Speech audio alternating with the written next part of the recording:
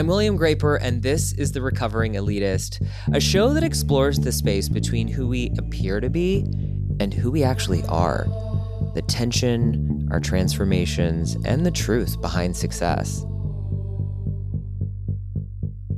Christina Moon, welcome to The Recovering Elitist. I've wanted to have you on for so long because you and I both see fashion as a mirror for how we live and for what we value. But I think more importantly, you have this incredible gift of translating these really big ideas into everyday language. Through your work at Parsons and Vestoj, your words help us make sense of fashion and design, and sometimes the invisible hierarchies that support them. For anyone who's listening who's ever wondered what elitism really is, or why this show is called The Recovering Elitist, Christina's perspective has always grounded me, and I hope this conversation will help bring new perspective for everyone listening. So before we dive in, I want to just establish sort of a working definition or framework for elitism. How would you define elitism, or how do you think about elitism? I think it can be defined in a lot of different ways. I think the first place that my mind goes to is kind of maybe a little more of an academic definition and something that's around the social and the theoretical. But it's to say that there's a dominant group of people, and it's often a small dominant group of people that hoards or perhaps has all the power and has all kinds of material resources that allow them to hold on to power and create structures that don't allow others in. When I think of elitism and dominant culture, I think of inequity. That's the first kind of strong place my mind goes. But then when I soften and I think about it in terms of a more kind of social or cultural or personal way, I think of it around notions of exclusion and inclusion, and around ideas of belonging and not belonging. And I think that's where my mind goes when I think about clothing and fashion. For me, a lot of these kinds of questions around elitism is about questions of belonging and not belonging, what you have access to, what you don't, what you feel included in, what you're excluded from. Yeah, I feel that way too. It's certain kinds of wealth or education or taste or achievement is valued over others, and do we belong in that system or not? I'm curious your thoughts on sort of the historical dynamics related to elitism in this space. Do you think that elitism has sort of always been part of the fabric of our culture? I think there's always been forms of power that played out in different kinds of cultural forms Hmm. and different kinds of cultural material forms, including fashion. And along with it, there's always been forms of resistance too and opposition. And it's really interesting and fascinating to think about how that takes place in fashion. Because as we think of fashion as a kind of language, it communicates it's a vehicle for communication, communicates all kinds of things. And in that way, it's very subversive. And I think all kinds of messages and meanings are played out in the clothes that we wear. I tend to understand it more from the bottom than from the top. I think I have always maybe used clothing as a way to even understand what dominant culture is and what everything else is, and trying to critique and question those who deem themselves the gatekeepers of what is and what is not. Hmm. And I'm interested in that, and actually these kinds of oppositional or subtle forms of resistance in all kinds of different ways in culture. But for sure, certainly in fashion and clothing and what we wear on our body, because it's like the weapons of the weak. Sometimes you don't have the material resources to fight whatever powerful forces that may exist, but to wear something on your body and to have a form of creative expression. It's the most immediate thing. It's a thing that touches your skin. It's a tool that people use, I think, to communicate all kinds of subversive things. And in that way, it's absolutely fascinating. It means that you don't even need to have the material resources to do that. you can just be ingenious, you can be creative, you can put it together in the way that you want and have it say something always. And I think I've always been attracted to people who can understand that pretty quickly. It's not verbal, it's not textual, but it's communication without language, without speaking. And I'm pretty fascinated by people using their bodies and what they wear and how they put it together. Yeah, it reminds me of moving to New York, having very little money, being 17 years old, and knowing that I wanted to be a part of a conversation, but not really having the resources to do that. And then slowly starting to define my sense of self through my clothing. And I started wearing all black at a time when that was like considered gothic. But for me, it was a way of fitting in every scenario, no matter where I was, whether I was at the magazine or going to dinner after or a party after. I felt like I could always look put together and presentable, but I could also do it on a budget. And I'm really fascinated by that kind of uniform that people create in the way that they express themselves. Yeah, I mean, to talk about belonging and not belonging, it takes me back to my teenage years too. And I grew up in suburban northern New Jersey. I had the everyday of northern New Jersey school life.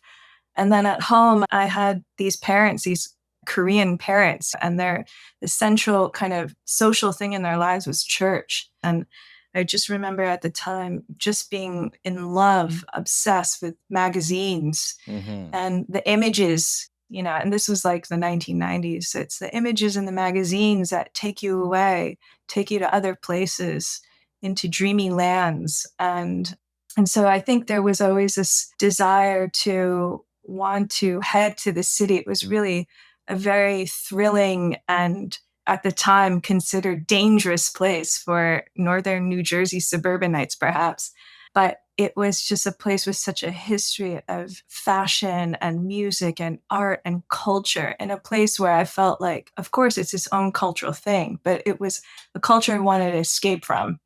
And being in this city and meeting other people, of course, through clothing, just it's not that we had a dress alike, but just to be around kids who are doing such creative things with clothing, and then clothing tied to music and tied to art, and just finding yourself in all these neighborhoods full of, yeah, kids doing kind of interesting things.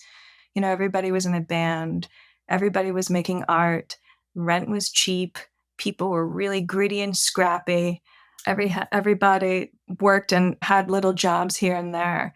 And just, yeah, just finding others who were interested in a creative kind of life was something that I think was always so appealing to me. I wanted to find more people like that. I want to say at that time, it was a time of DIY and thrift stores and thrift culture and, yeah, kind of scrappiness and being really creative with what you wore. And so I think I've never kind of left New York for that reason. Even though I've lived and experienced other places, it's still maybe tied to those really wonderful early memories of being a teen and finding myself in these new spaces and just sharing a language of clothing with others.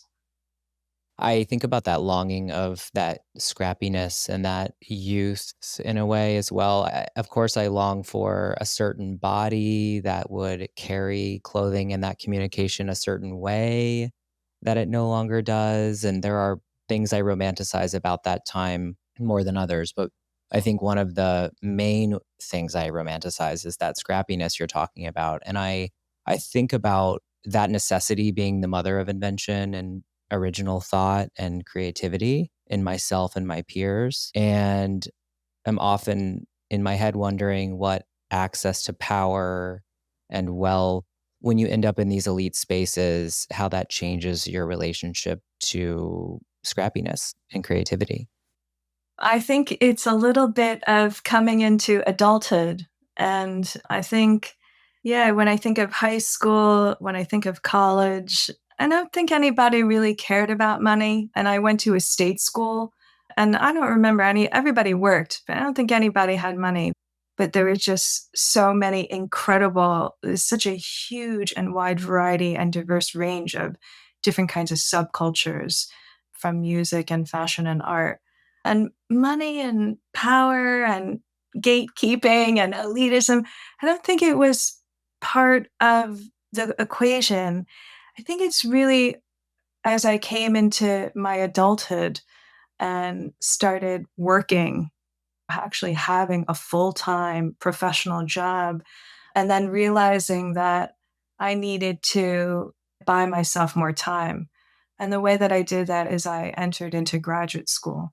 And I was lucky enough and privileged enough and just super lucky to, well, I mean, I worked hard, but to get into a very prestigious academic institution.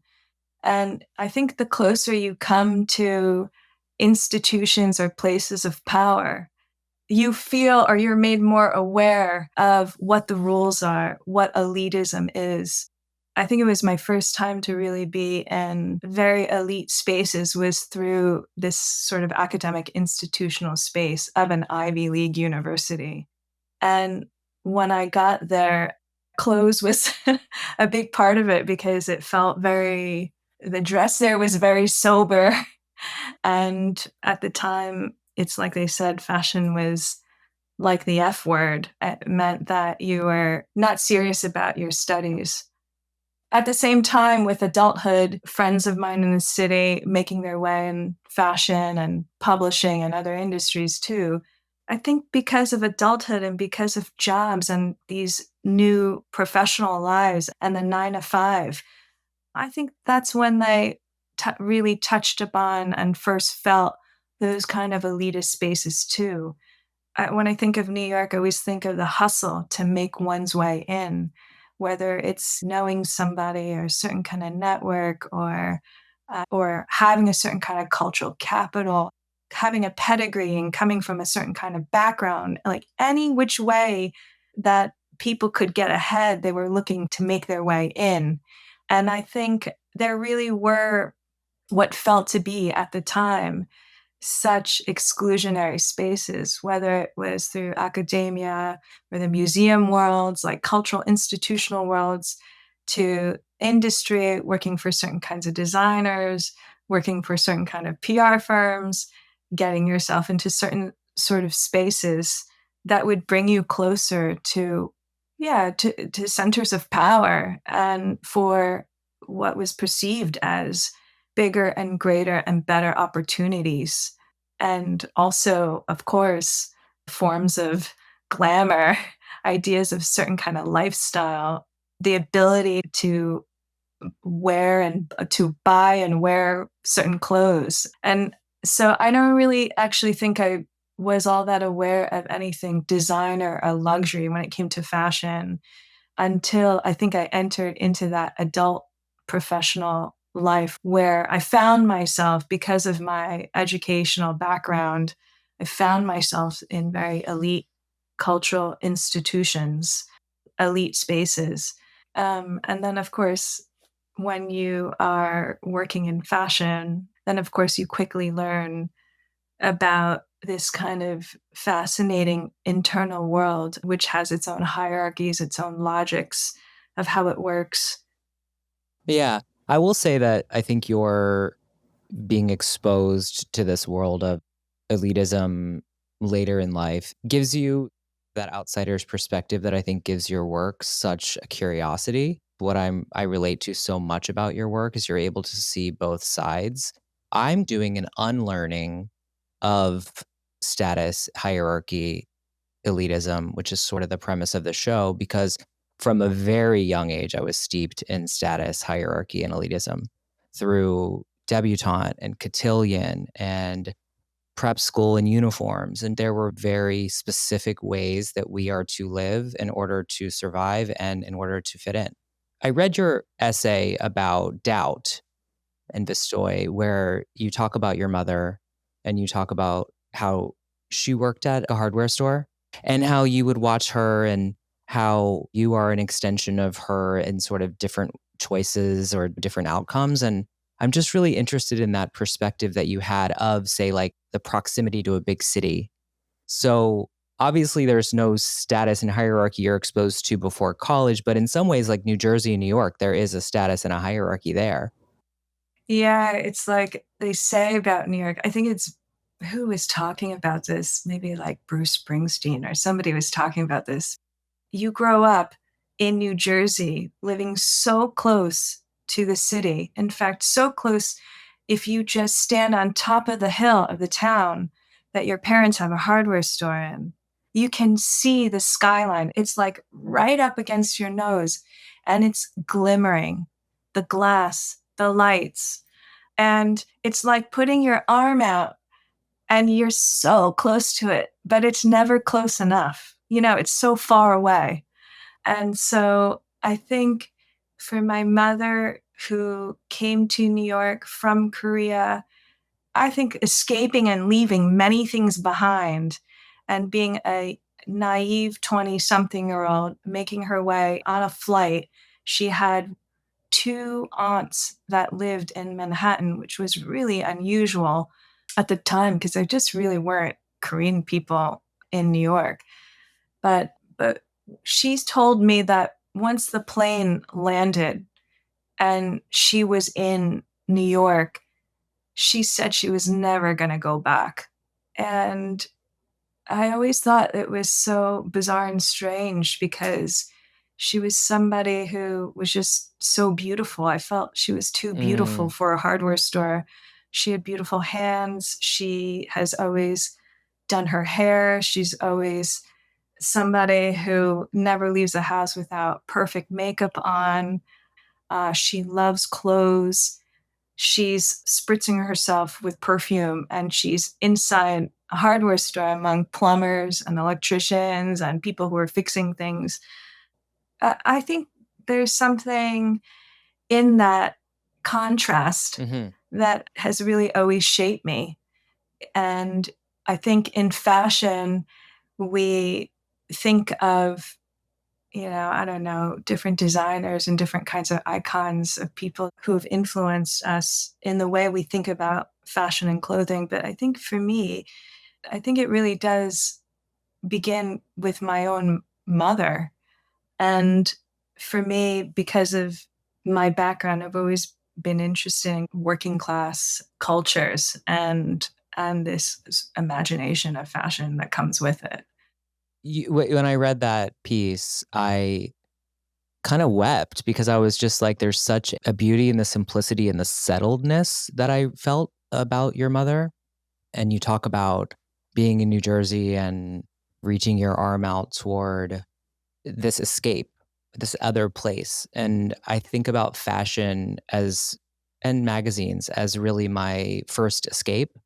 And fashion is still an escape that I reach for. And I wonder, I just am always fascinated by people who don't necessarily long for that escape, who just feel kind of settled. And in some ways, the drive to escape is what keeps me ticking, or the drive to move forward. And without it, I feel like I wouldn't leave the bed. But I'm curious your thoughts on that. I guess it's interesting for me to think, and I didn't think that we'd be talking about my mother. But Well, we don't have to. I guess she's been on my mind. Yesterday, when I was with students, we did a little free writing piece, and it was so funny because I had them write a small piece about them because they're like 20 years old, and I had them read a piece, "What an Older Woman Will Wear" by Lydia Davis, the American writer, and I had them write like a quick paragraph. What do you imagine you'll wear when you're old?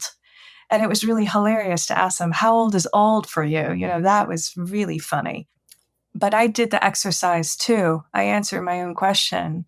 And in like the 30 minutes that we had to write, I ended up writing about my mom and how I will make sure I don't look like her and how I'll make sure I won't dress like her. So maybe that's why she's kind of on my mind. But what I was saying earlier when you were mentioning escape, I think for her, she is this incredibly energetic and creative person.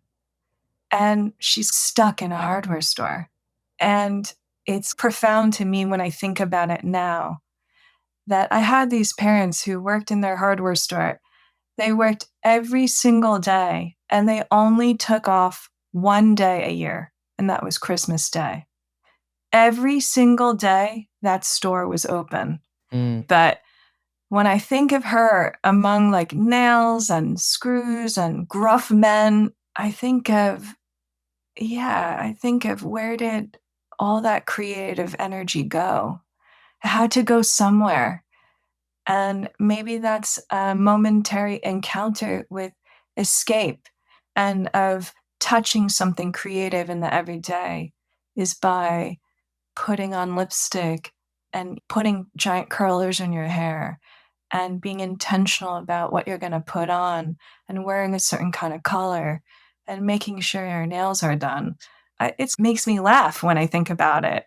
This kind of glamorous lady in the middle of a northern New Jersey hardware store, but that image is kind of important to me. And it makes me feel like, in that way, fashion is really for everybody. It's Mm. for everyone. I'm just curious about that tension between the people who decide to move towards their creativity and people who decide to move more in the realm of safety. Oh, yeah, I see what you mean by this tension. Yes. I wouldn't know how to answer that because I think it's an ongoing thing that we contend with our whole lives. I think we're trying to achieve both all the time at the same time. And maybe there is a relationship between the two. Maybe one has to sink into a kind of feeling of security Mm. in order to be able to venture out, have the energy, and be rested and feel safe and feel good in order to venture out and take a little bit of a risk towards the creative life, towards something creative. But I think what we ought to remind ourselves with is when we work hard in our lives to set ourselves up for that measure of security, I think we assume that it doesn't involve any kind of creative gesture or any kind of creative work in the life of security we're trying to build. I actually think it's all creative. It demands a dailiness in creativity. And it just may not have an outcome or have a product or have a external appearance the way that you imagine what creativity is in your 20s. It may not mean the actual act of making and creating something, which I think is still such a hugely important, but I think that kind of creativity is something that is necessary to live. Mhm. I Mhm. think everybody has it and everybody needs it. The feeling of making something, whether that's clothing, putting something on your body, becoming a character, whether it's performing or writing or making, any form of making. I'm not able to live life without having the chance to pursue that in my everyday life. Mhm. I think what you're talking about is integration of allowing yourself to be safe, secure, and creative, and all of those things at one time, which I think you're right does come with age. And now that I'm in my 40s, I do lose track of where my safety and security seeking self begins and ends, and where my creative self begins and ends, and they become one person. I think every activity I do is about building towards the same world. Yes. It's like whether it's pen to paper, speaking with you, building a house, making dinner, Yes. they're all creative acts, like you're saying. Yes. Absolutely. I think where I get hung up is on status and sort of reverting back to old ways. And there's this philosopher named Alain de Botton, and he talks about status anxiety. And I wanted to share his definition of it because I think it's helpful for people listening. He talks about this pervasive worry that one is failing to meet the successful ideals of society, Yes. leading to a fear of being stripped of dignity and respect. And that anxiety comes from social comparison, dependence on others' approval, and ultimately that anxiety can lead to snobbery and impulsive purchasing and other symptoms of that anxiety. Do you think culturally our anxiety is being preyed on a little bit by the Absolutely. fashion industry, technology? Yeah, tell me Absolutely. about that. Yeah, by everything. I mean, we live in such a world of images. And now with social media, we feel we are in the images and we are living in the images. It's hard to escape from that. And I think the thing that's so amazing, because I'm susceptible to it just as any other person, I can sit there and look into my phone and look up, and it'll be 3 hours later. That's all of us. It suspends you in not the reality that's right in front of you, but it spins a certain narrative for you to be able to live in, a different kind of narrative outside of the one that you live in, and one that has you focused on the way others perceive you. And it's very external, living in that and being exposed to that, but really embodying and living in that, which is what we do, I think is absolutely it. Of course, it would keep us anxious. It has us thinking of not far off, but distant future at all times. It takes you out of a present moment and what's just right in front of you. The reality, the real reality and pragmatics of your life. And I think that's probably true of anyone and everyone. I don't think where you sit in position in some kind of hierarchy, I think it makes anybody in any position in that hierarchy actually feel that way. One never feels like they're in the center of anything. You always feel like a kid with your hands up against a glass at the candy store looking in Mm. and not able to touch it, not able to eat it or be in it, you know? We don't spend time lingering or touching or tasting. We're always in that next moment in the future. I think so. And I think I am of a generation where our creative imagination, which happened in our formative years, our coming of age, all that creative imagination, it happened with movement. There was a physicality to it. It wasn't lying in bed and staring at my phone. It was meeting up with friends and being on the floor and cutting things up and putting them together, or Collaging. collaging, or Yeah. hearing about a show, and then a friend of a friend of a friend is in the band, and then you end up Married. showing up. You end up showing up and seeing the band play, and there was a kind of spontaneity, and it was all action. It was all movement. Of course, we were very influenced by magazines, of course, but I think this is something different. I think it's because it's so immediate, because it's just in your pocket and you have just an 8-minute subway ride and you can just pull out the phone and escape. I'd be in another world. It's only images of a perception of success. And that success is extremely materialistic. It's extremely external and materialistic. And so I do think that doesn't feel so great. That kind of self comparison that it leads you to, it doesn't feel great. And I think writing is a different form of escape for me. Maybe it's my escape from staring into my phone, Mm. but it allows me to come home to myself and be solitary and have ideas and thoughts about what matters to me. On one hand, one can think of my life as something external, working as a professor, being in different kinds of cultural and fashion spaces. It seems really exciting, and it is in some ways, but in other ways, it's also very ordinary. And I think that's true of anybody and everybody. including those behind the glamorous images you see, in social media. I think at the end of the day, even those who we perceive to be the holders of power, to be the most elitist, I think probably often have quite ordinary lives. Hmm. So, Yeah, I think about the people I looked up to in building my career in fashion were the most glamorous people you'd ever seen. And then it dawned on me one day that everyone I looked up to was kind of wearing borrowed clothes, wearing borrowed jewelry. A lot of it was what I started calling a borrowed life. And I started judging my real life with their curated borrowed life, going like, wait, my priorities might be messed up here, or this may not be the whole truth. And now we think about young people in their beds on their phones getting the half truth too. And it's quite a scary thing to think about.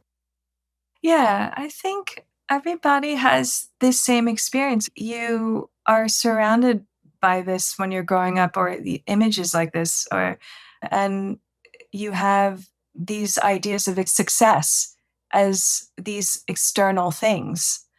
And then if you're lucky enough to be in a position where you can acquire those actual things, I think pretty quickly you learn and realize how unfulfilling it actually all is. To own and possess something, it can feel good for just a few minutes, but I think it goes away pretty quickly.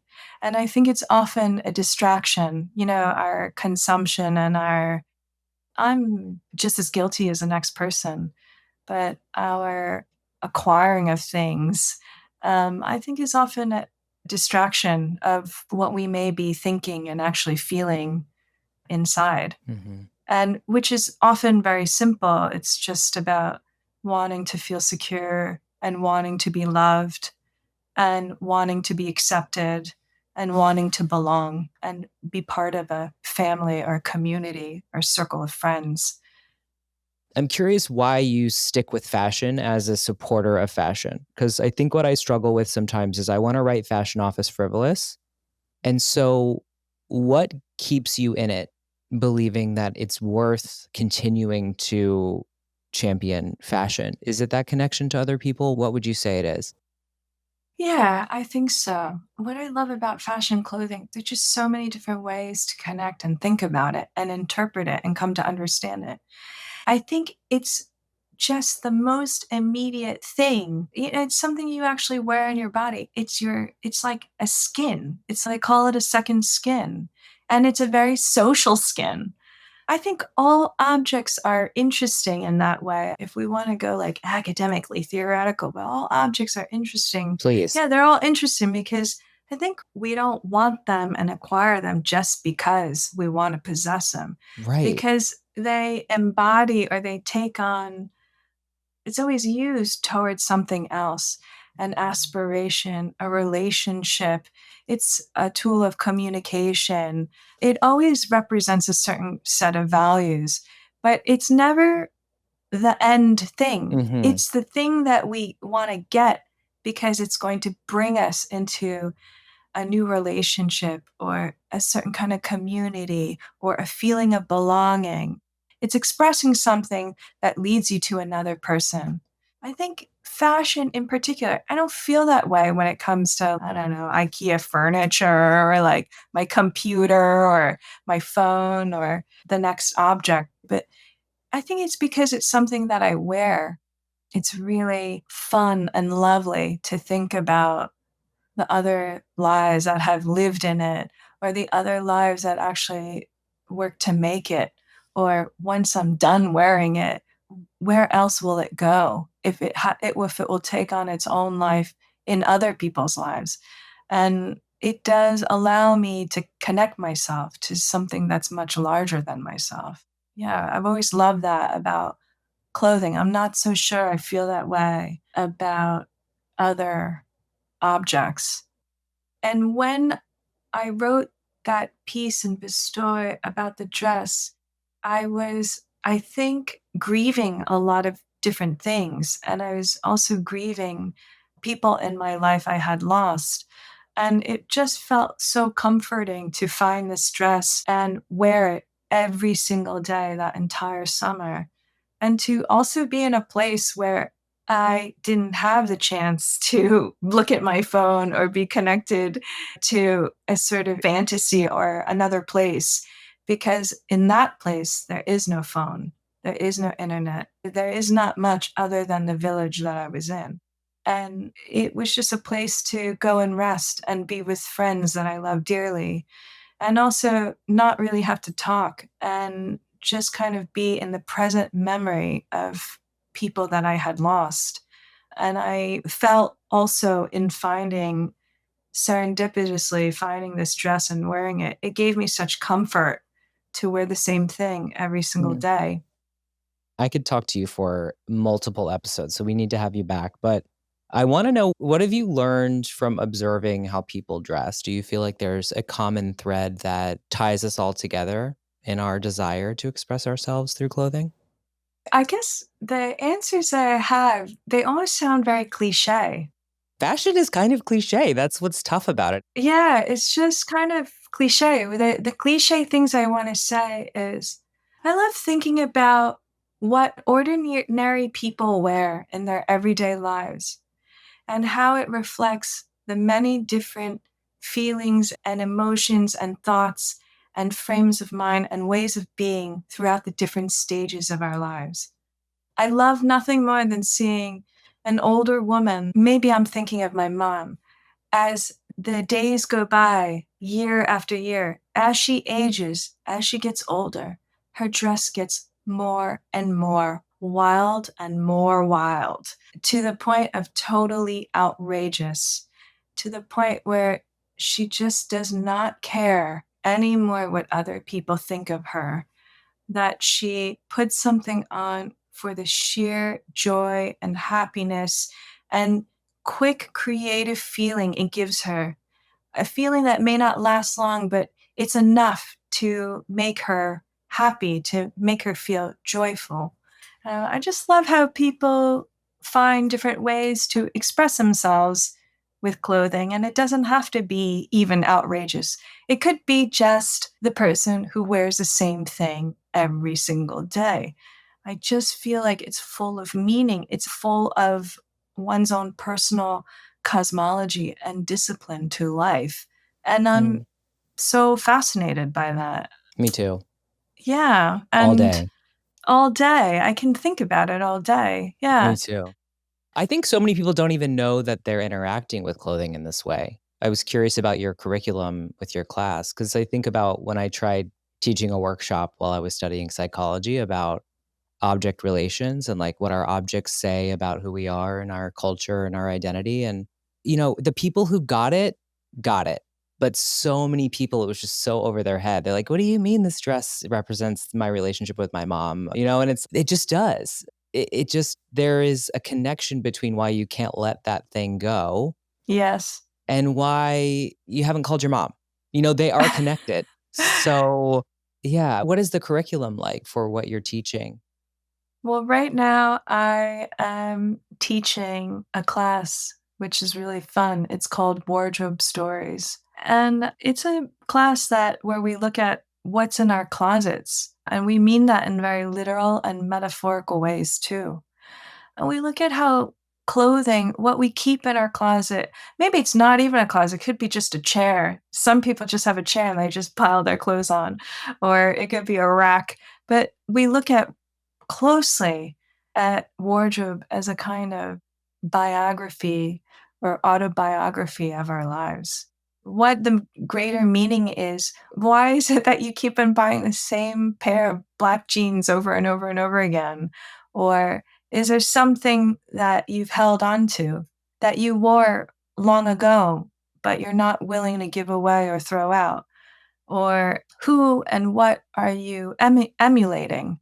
And what did your teenage closet, that time of anxiety and fitting in and not fitting in, how is that different from the piece that you're already imagining acquiring because it's going to help Mhm. you get your next job? Mhm. And there's so many different conversations that we have around how we live our lives, the lived experience of our wardrobes, of our closets, of our clothing.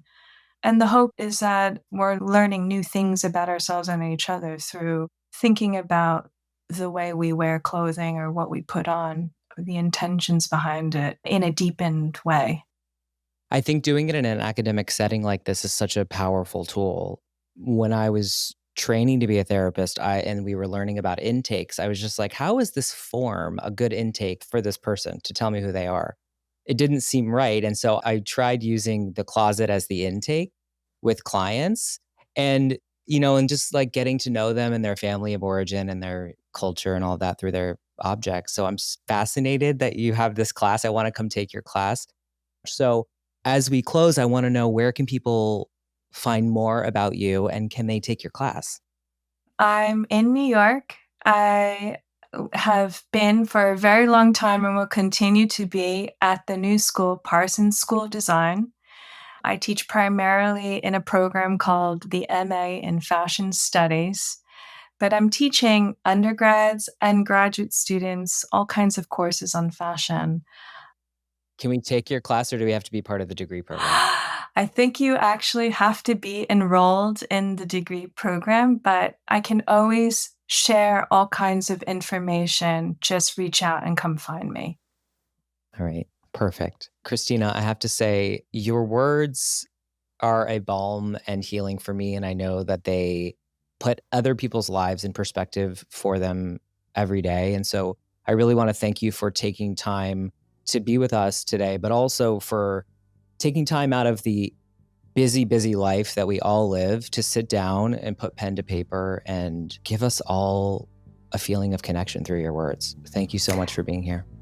Thank you for having me. It's been really a great conversation, and I have so many more questions to ask you, but it's been just really fun to get to think about this topic, and I'm just so pleased that we've shared this conversation.